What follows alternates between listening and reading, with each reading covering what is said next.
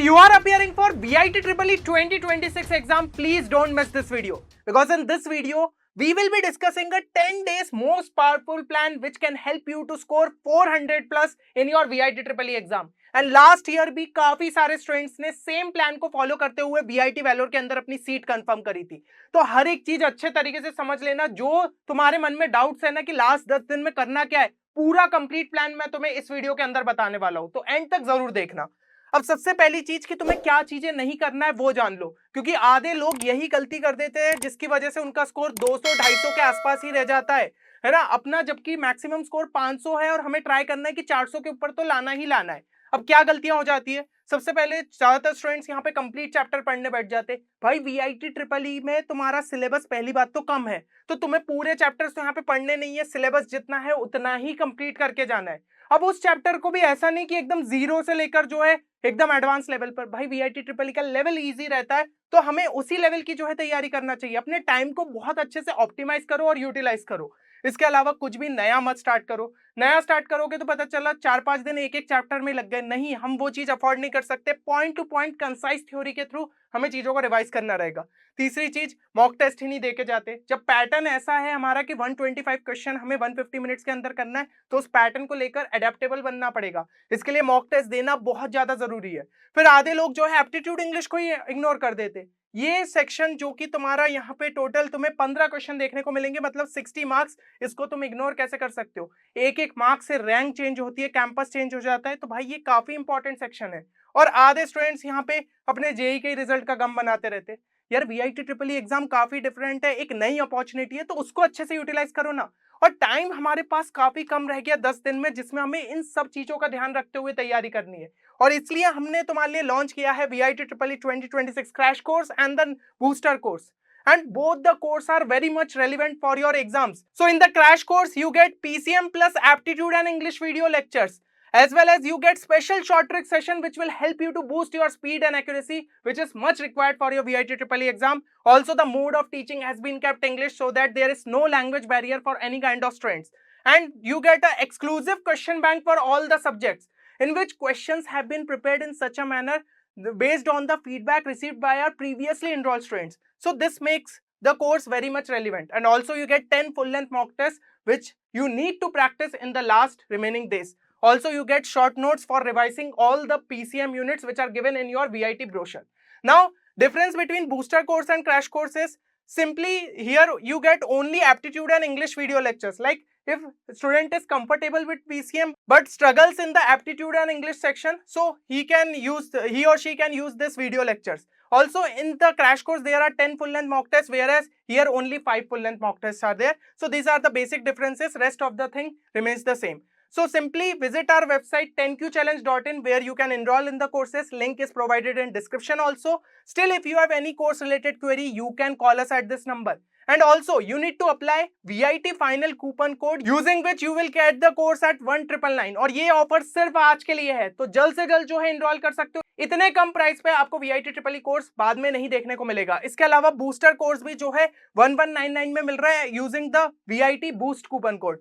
तो दोनों ही coupon code आप जो है अप्लाई करके अपने रिस्पेक्टिव कोर्स को जो है चेक कर सकते हैं। अब अगर हम जो है यहाँ पे थोड़ा सा लेवल ऑफ डिफिकल्टी पे नजर डालें, तो level of difficulty is much easier than your JEE mains. Even BITSAT से भी जो है हमें इजियर साइड पे VIT EEE देखने को मिलता है। तो this is a very good thing for everyone कि अगर जो है उनकी चीजें बेसिक लेवल पे भी तैयार है और आप 12 से 13 घंटे भी अभी अगर डेडिकेट करोगे तो उन बेसिक्स को यहाँ पे क्लियर कर सकते हो, फॉर्मूलेस पे अच्छे से कमांड पा सकते हो और VIT EEE में जो है काफी बेटर स्कोर निकाल सकते हो। तो मेन जो चीज आपको यहाँ पे रिक्वायर्ड है that is speed and basic understanding of syllabus, और यही हमारा पॉजिटिव पॉइंट है। कई सारे स्टूडेंट्स जो कि जेईई मेंस के अंदर अच्छा परफॉर्म नहीं कर पाए क्योंकि उनको कॉन्सेप्चुअल लेवल पे उतना ज्यादा जो है डेप्थ में चीजें नहीं पता रहती, लेकिन VIT EEE उतने लेवल पे पूछता ही नहीं है, इसलिए तो हर साल जो है एवरेज स्टूडेंट्स भी बेटर परफॉर्म कर जाते हैं। रीजन बीइंग कि उन्हें बेसिक अंडरस्टैंडिंग सिलेबस की रहती है और वो अपने स्पीड पे सबसे ज्यादा जो है मेहनत कर लेते हैं। और आपको जो है पता होगा कि YouTube पे मैं ऑलरेडी यहाँ पे आपके लिए शॉर्ट ट्रिक्स फॉर मैथ्स लेके आया था, जहाँ पे VIT EEE लेवल क्वेश्चंस मैंने बताए थे कैसे हम जो है काफी क्विकली सॉल्व कर सकते हैं। तो ये जो है इस तरीके की शॉर्ट ट्रिक्स बहुत ज्यादा जरूरी है हमारी VIT EEE एग्जाम के लिए। एंड अगर आप इसके लिए नेक्स्ट पार्ट चाहते हो तो इस वीडियो को लाइक जरूर कर देना। अगर 300 प्लस लाइक्स का टारगेट पूरा होता है डेफिनेटली मैं आपके लिए जो है नेक्स्ट पार्ट भी यहाँ पे रिलीज कर दूंगा। अगली चीज जो कि आपके लिए मस्ट रिक्वायर्ड है for getting a good score in VIT triple E. तो सब्जेक्ट वाइज बात करते हैं, सबसे पहले फिजिक्स की बात कर लेते हैं। क्लास 12 सिलेबस तुम्हारा बहुत अच्छे से कंप्लीट होना चाहिए, क्योंकि लगभग 80% सिलेबस तुम्हारे क्लास 12 का ही तुम्हें पूछा जाता है। तो अगर 11th बिगड़ भी गया है तो भाई छोड़ो एक तरफ, फिजिक्स में क्लास 12 के सिलेबस पे जो है अच्छे तरीके से कमांड पा लो। जितने भी फॉर्मूलेस है सभी को बहुत अच्छे से मेमोराइज कर लो। काफी सारे क्वेश्चन तुम्हें जो है मेमोरी बेस देखने को मिलेंगे। अगर तुमने शॉर्ट नोट्स प्रिपेयर किया है तो बहुत अच्छी बात है, उनके थ्रू फॉर्मूलेस को रिवाइज कर सकते हो, नहीं तो हमारे बूस्टर कोर्स में, क्रैश कोर्स में उनको जो है चेक कर सकते हो। और यहाँ पे जो है एचसीवी के ऑब्जेक्टिव 1 एंड 2 के क्वेश्चंस जो है प्रैक्टिस कर लेना। अच्छे लेवल के ऑब्जेक्टिव लेवल प्रैक्टिस कर लोगे तो भाई वीआईटी ट्रिपल ई के आराम से तुमसे बन सकते हैं। एंड एग्जाम्पलर प्रॉब्लम्स जो कि एनसीईआरटी में दिए हुए उनको साथ में जो है प्रैक्टिस कर लेना। इसके अलावा तुम्हारे पास अगर जो है एक्स्ट्रा रिसोर्सेस नहीं है तो एक्सक्लूसिव क्वेश्चन बैंक जो कि हमने तुम्हारी वीआईटी ट्रिपल ई एग्जाम के लिए प्रिपेयर किया है, which you get in the crash course as well as booster course, उसको तुम जो है जरूर से यहाँ पे लगा सकते हो, क्योंकि लास्ट में भाई एकदम सिलेक्टिव क्वेश्चंस तुम्हारे लिए रखे गए which can shape your VIT triple E result. तो this can be a game changer for you. Now chemistry के लिए अगर मैं बात करूं तो तुम्हें फोकस ज्यादा जो है ऑर्गेनिक और फिजिकल केमिस्ट्री पे यहाँ पे कर लेना चाहिए। 80% वेटेज जो है जनरली हमें उसका देखने को मिलता है।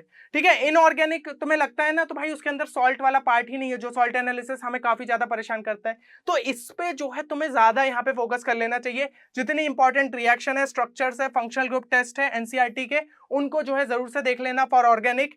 जितने भी यहाँ पे इंपॉर्टेंट रिएक्शन, स्ट्रक्चर्स, ट्रेंड्स और एक्सेप्शंस है इनऑर्गेनिक के लिए बहुत अच्छे से देख लेना, क्योंकि जनरली यही दो पे जो है ज्यादा क्वेश्चंस हमें देखने को मिलते हैं। डायरेक्ट नेम रिएक्शंस जो है ऑर्गेनिक केमिस्ट्री में उठ के आती है कि इसके रिएक्शन दे के रखिए, पूछ लिया कि ये कौन सी रिएक्शन है, तो भाई ऐसे टाइप के क्वेश्चन तुमसे नहीं छूटने चाहिए।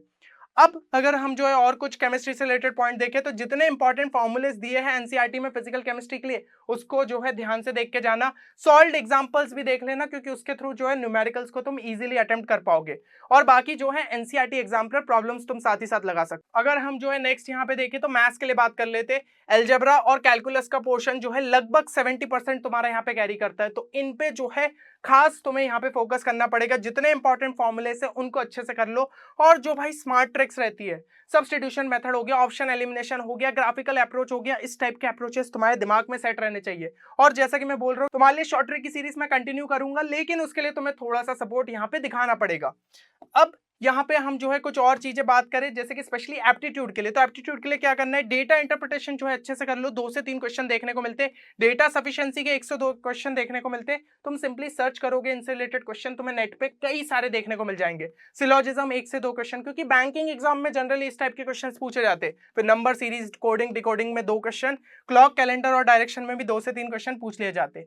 अब यहाँ पे सबसे ज्यादा मैटर क्या करती है, स्पीड। देखो अगर मैंने तुम्हें जो है अच्छा खासा टाइम दे दिया कि भाई इतने क्वेश्चंस तुम्हें आधे घंटे में करने, ज्यादातर स्टूडेंट्स कर लेंगे क्योंकि टाइम उनके पास रहेगा, लेकिन हम इतना टाइम कभी डेडिकेट ही नहीं कर सकते ना। आपको वो जो 15 क्वेश्चन है जो कि आपको यहाँ पे वीआईटी में देखने को मिल रहे, मुश्किल से 10 मिनट के अंदर होना चाहिए, ज्यादा से ज्यादा 12 मिनट के अंदर। तो उस लेवल पे आपको स्पीड इंप्रूव करनी पड़ेगी, क्योंकि वो जो टाइम सेव होगा वो हम दूसरे सेक्शंस में यहाँ पे अप्लाई कर पाएंगे। तो इस लेवल पे आपको जो है यहाँ पे स्पीड बढ़ानी पड़ेगी और फुल भी ट्राई करना है इस सेक्शन में लाने का।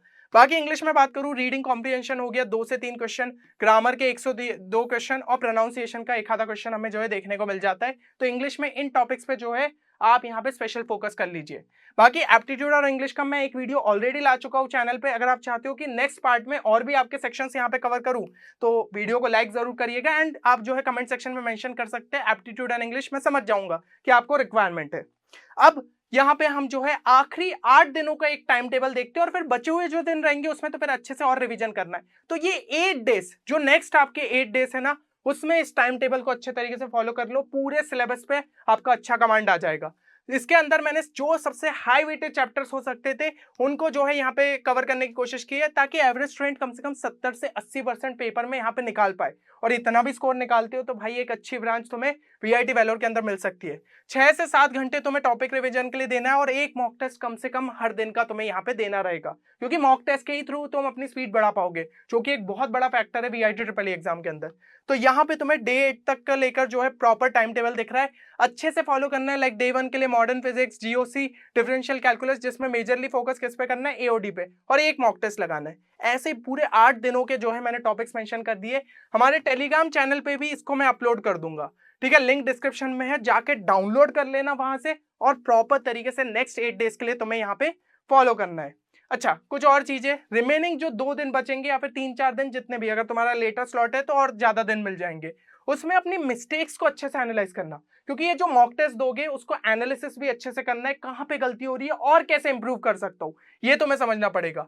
फिर जितने भी फॉर्मूलेस तुमने यहाँ पे अभी देखे इन दिनों के अंदर, उनका फाइनल रिवीजन करना है, क्योंकि रिटेन कर पाओगे तभी एग्जाम में और बेटर परफॉर्म कर पाओगे। और बाकी एप्टीट्यूड और इंग्लिश के प्रॉब्लम्स प्रैक्टिस कर लेना, क्योंकि ये सेक्शन तुम्हें इजी बूस्ट दे सकता है तुम्हारे स्कोर के अंदर। अब अगर हम जो है मॉक टेस्ट से रिलेटेड कुछ चीजें देखें, तो don't give mock test 1 day before the exam. देखो तुम कितने भी मॉक टेस्ट दे लो इस पूरे टाइम के अंदर, लेकिन आखिरी जिस दिन तुम्हारी एग्जाम है उससे एक दिन पहले यार अवॉइड कर देना। बाकी सभी दिन जो है तुम दे सकते हो, क्योंकि आखिरी में क्या रहता है, एकदम से प्रेशर आ जाता है, कम स्कोर आया तो भाई एग्जाम बिगड़ सकता है। तो एक दिन का गैप कम से कम जो है यहाँ पे रख लेना। Try to attempt the mock test in the proper exam slot whichever you have booked. तो स्लॉट बुकिंग की प्रोसेस अपनी स्टार्ट हो गई है, जिन्होंने नहीं किया जरूर से बुक कर देना।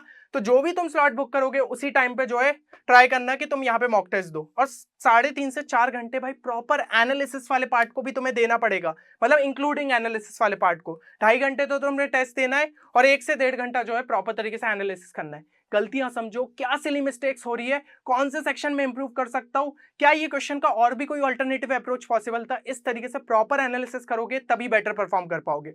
और कोई स्टूडेंट को अगर ये लग रहा है कि यार VIT ट्रिपल ई के मैं सिर्फ मॉक टेस्ट प्रॉपर तरीके से देना चाहता हूं, तो वो भी हमारी वेबसाइट पे अवेलेबल है, जाके तुम जो है चेक कर सकते हो।